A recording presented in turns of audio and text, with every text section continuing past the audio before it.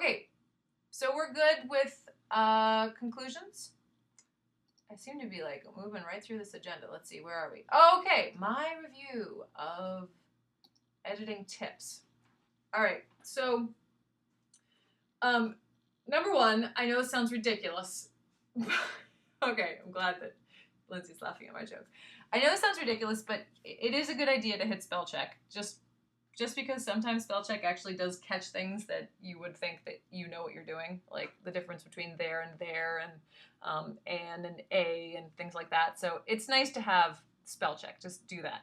Second, as you heard when I was reading some of the excerpts aloud, typos happen and your brain doesn't see them, but when you have to slow down to read something out loud, it actually does catch things. So that to me is like the number 1,000 millionth amazing tool that you can use to, self-edit your own writing, is reading it aloud.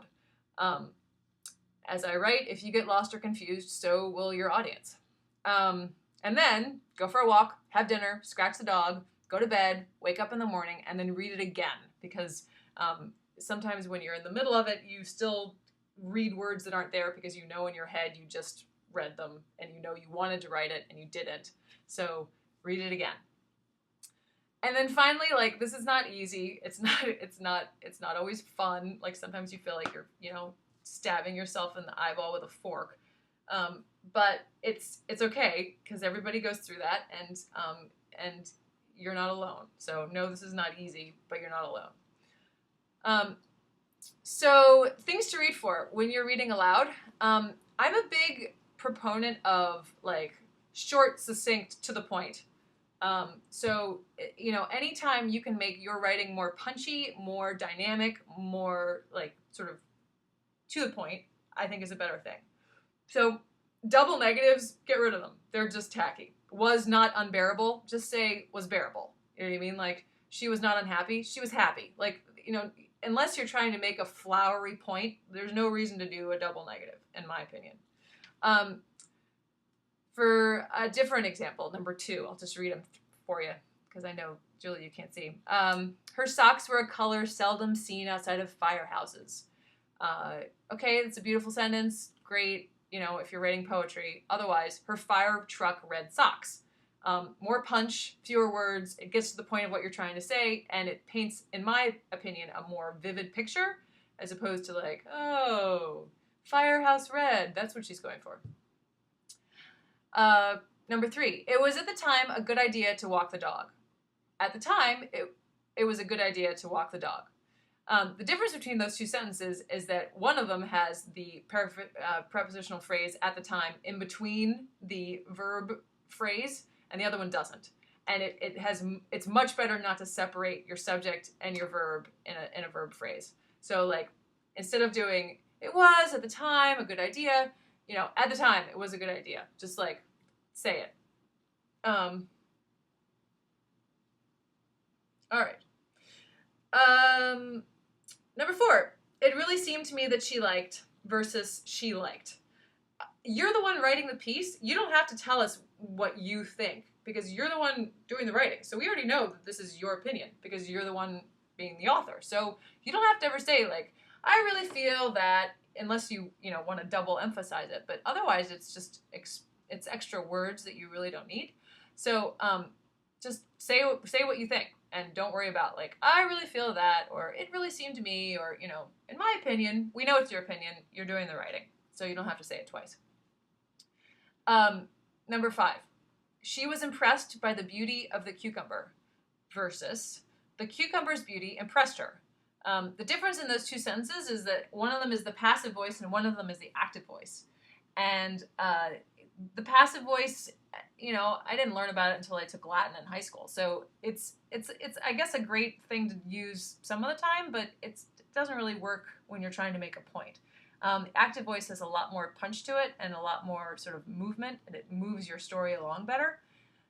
And a good sort of trick to read for is if it has the word by in it, with I can't remember what the name of the verb is, like a transitional verb, then it's a passive sentence. And so just read whenever you see the word by, just sort of be like, I wonder if this is a passive sentence, and see if you can rework it so it becomes active.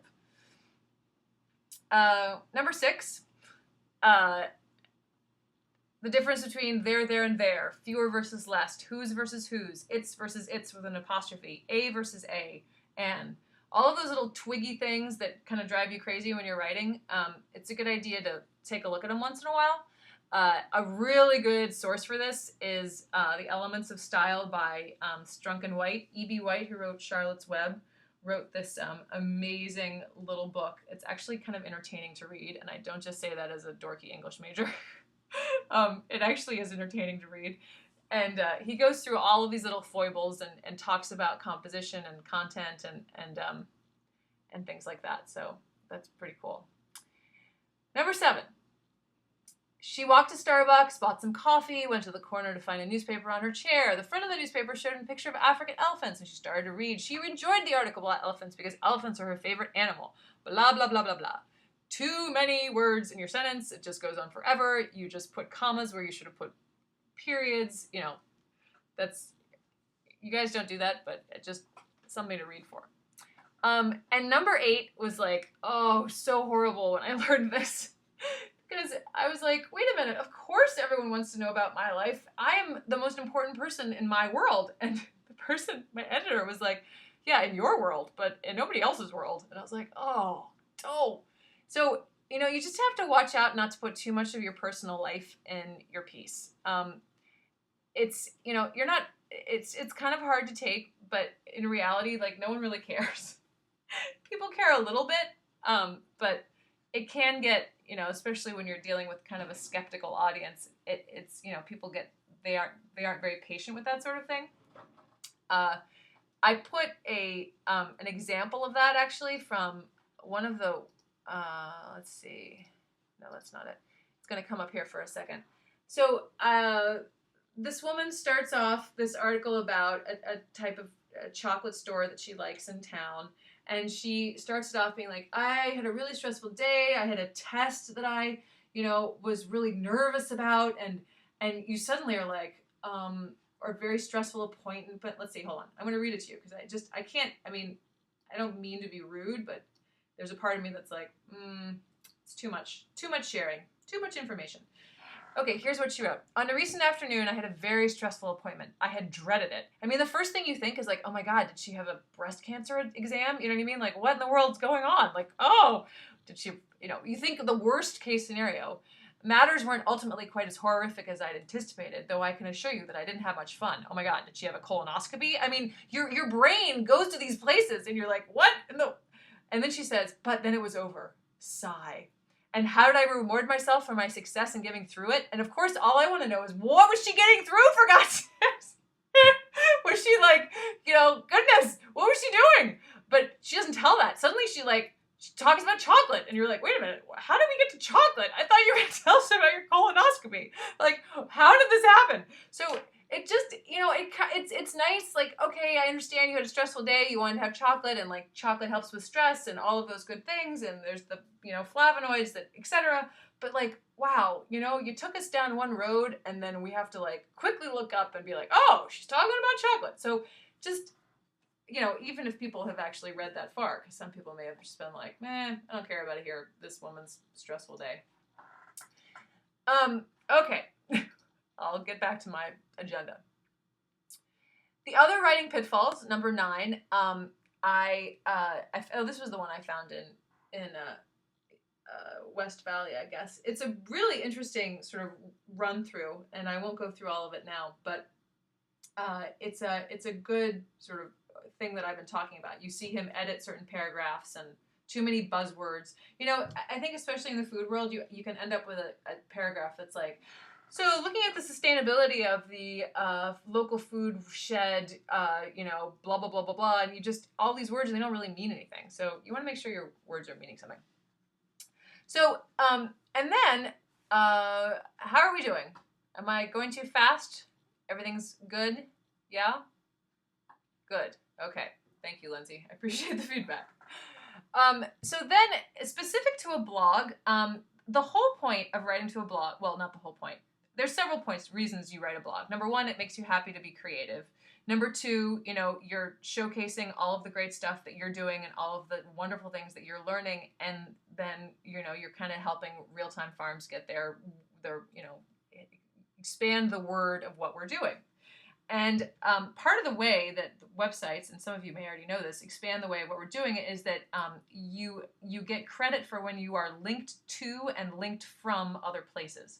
So that is why it is like so crazy important to have links all over as much as possible in your piece. And I'm going to talk a little bit more about SEO optimization, which is called search engine optimization. We'll talk a little bit in a moment, but just quickly going through the links.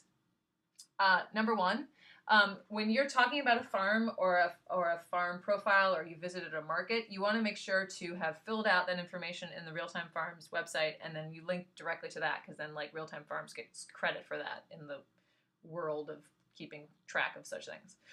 And I know that some farmers have really great websites, but it's much better to link to our site as opposed to linking to their site, just because we want to draw more traffic to our site. We love them, but we still want to draw more traffic to our site.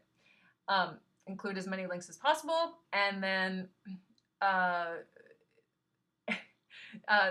editor-in-chief, Lindsay, was like, please, it's so much easier for her if you all are able to link directly to the words as opposed to including it afterward, because then it saves time for her later on.